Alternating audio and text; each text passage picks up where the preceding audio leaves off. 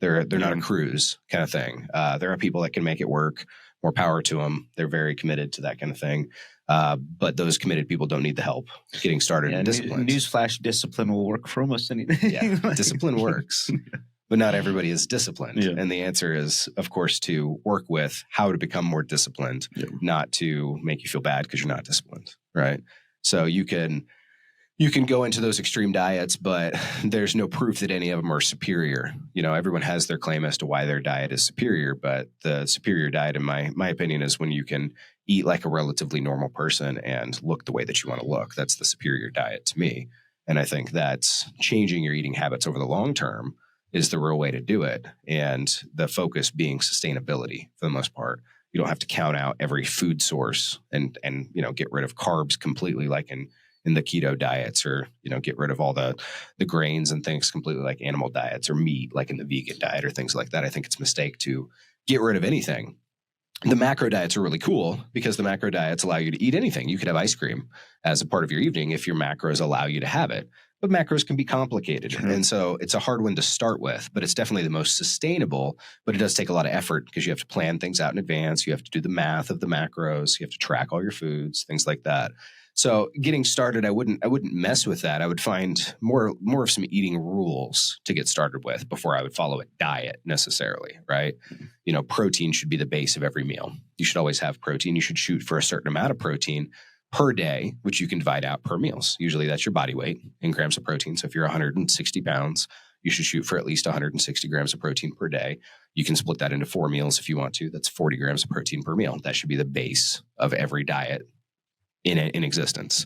And that's going to support the muscle building. That's going to support your metabolism. That's going to support your blood sugar stabilization, make you feel better throughout the day, provide you different energy sources, things like that. So that's number one. And if you eliminate, for the most part, the processed foods, and you focus more on naturally occurring foods, the calorie decrease is natural. If you eat apples instead of Rice Krispies treats, you're going to naturally eat less because there's not as many calories in an apple. Doesn't mean you can't have Rice Krispie treats. It just means that those need to be limited more, and you need to focus more on the apple. When you eat pasta, because it's so easy to eat a lot of carbs, you should know that and instead choose something else that's not as easy. Rice is not as easy to eat as many carbs, and there's still plenty, but rice is pretty low calorie. So I'd say, it's really changing some of these eating habits and paying attention to your hunger and stopping before you actually feel full and stuffed. I had whatever my wife cooked last night, like some basically chicken nuggets with like a crushed up goldfish on the outside. It's like a breaded chicken. All right. Good. Fried chicken kind of? Yeah, it's baked, but it's like a fried chicken kind of thing with goldfish crackers on the outside or something. So I love those goldfish. Not perfect, but a good compromise. My kids eat chicken that way because they got the goldfish on the outside. It's good quality chicken. But the thing that I noticed was they tasted great, so I ate extra, and then I ate bread with it. And then I had an ice cream sandwich afterwards. And I was full the rest of the night. And if I would take my own advice, I would have stopped early. I wouldn't have had the ice cream sandwich. I probably would have eaten a little bit less of the bread, things like that. And as you start to pay attention to those hunger cues, they're naturally built in. We just ignore them so often. Yeah. We ignore what our stomach feels like and how hungry we are on both sides. For the skinny people, they ignore being hungry.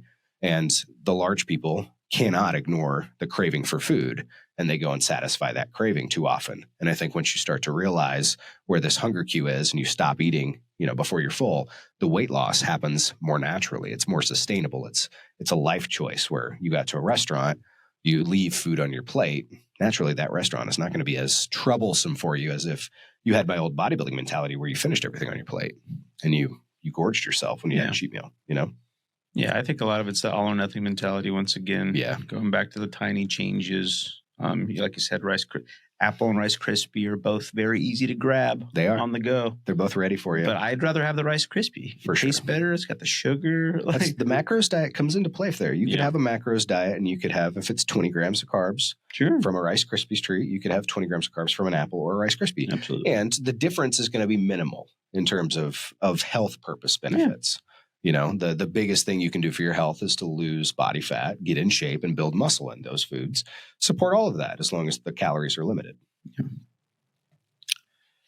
Yeah, I think that's a big issue for me is definitely ignoring the hunger cues.